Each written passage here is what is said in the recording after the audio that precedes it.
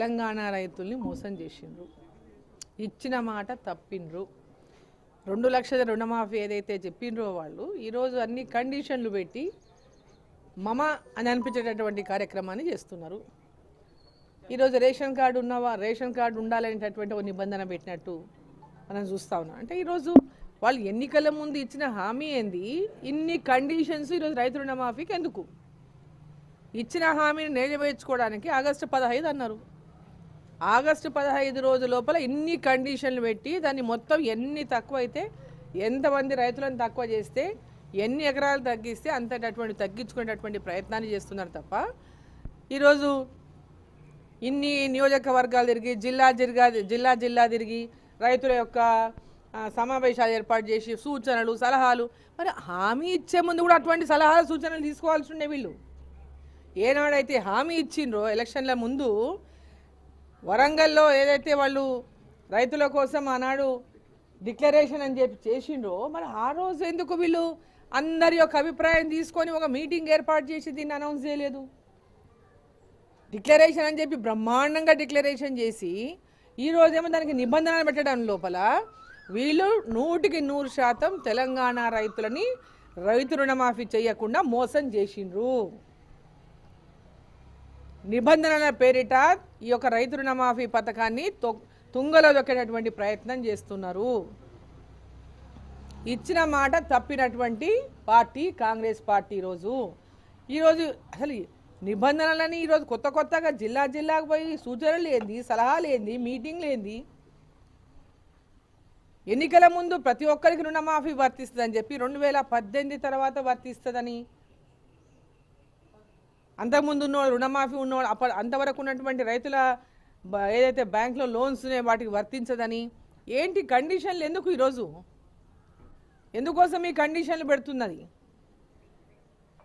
ఈ రాష్ట్ర ప్రభుత్వము దివాలా తీసింది, అప్పుల కూరుకుపోయింది, అబద్ధపు హామీలు ఇస్తుందనని ఆ రోజు భారతీయ జనతా పార్టీ పదే చెప్పినా ప్రజలు వీళ్ళు ఇస్తారు 2 లక్షల రుణమాఫీ అనేటటువంటి మాటను నమ్మి ఓట్లేసిండ్రు.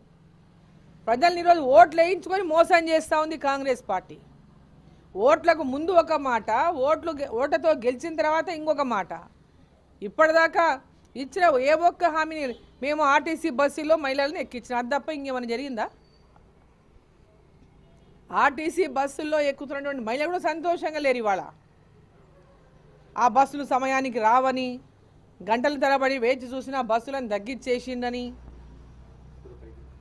ఈరోజు ప్రతి ఒక్కటి రోజు ఒక సమావేశాలు, మీడియాలు, సమీక్షలు పేరిటనే సమయం అంతా కూడా గడిపేస్తున్నారు తప్ప ఇంప్లిమెంటేషన్ అనేది ఇప్పటిదాకా ఎక్కడ కూడా ప్రారంభం కాలేదు.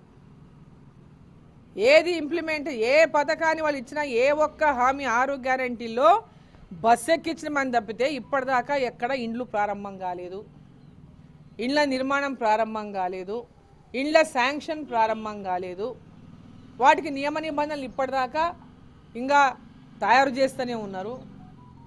నియోజకవర్గానికి ఇన్ని వేల ఇండ్లు అనేటటువంటి మాటకే పరిమితమవుతున్నారు తప్ప ఎక్కడ కూడా ఇప్పటిదాకా వాళ్ళు ఇచ్చినటువంటి హామీలో ఏ ఒక్క హామీని, ఈరోజు 2,000 రూపాయల పెన్షన్ 4,000 అన్నారు. ఇప్పటిదాకా 4,000 పెన్షన్ పైన కూడా పూర్తిగా ఈ ప్రభుత్వం ఎక్కడ అమలు చేసినటువంటి పరిస్థితి లేదు.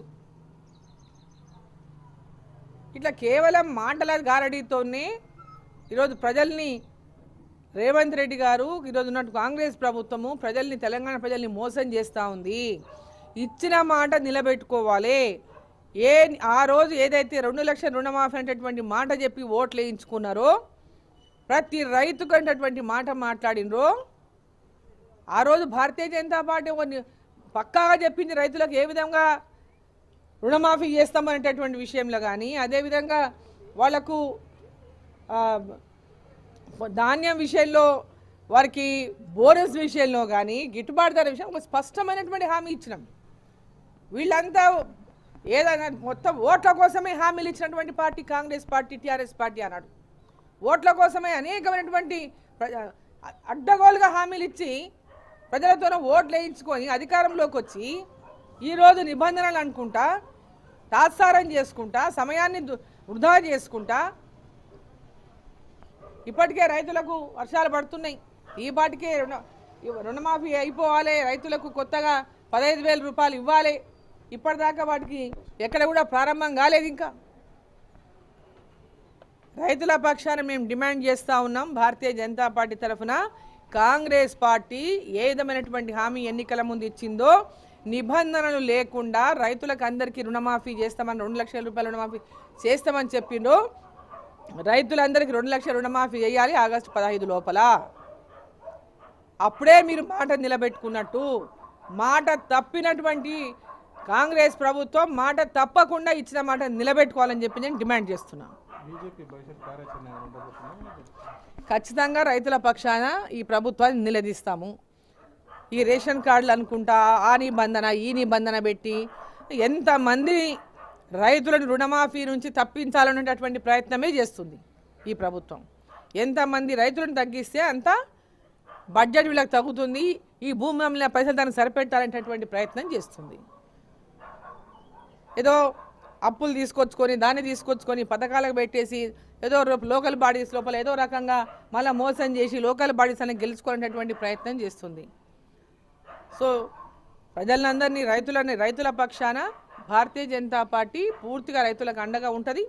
ఈ రాష్ట్ర ప్రభుత్వం కాంగ్రెస్ ప్రభుత్వం ఎన్నికలకు ముందు ఇచ్చినటువంటి మాటలన్నీ కూడా ఇచ్చిన మాట నిలబెట్టుకోవాలా. వాటిని నిబంధనల పేరిట తూట్లు పడుతుంది ఇంకా చూస్తే భారతీయ జనతా పార్టీ ఊరుకోదు.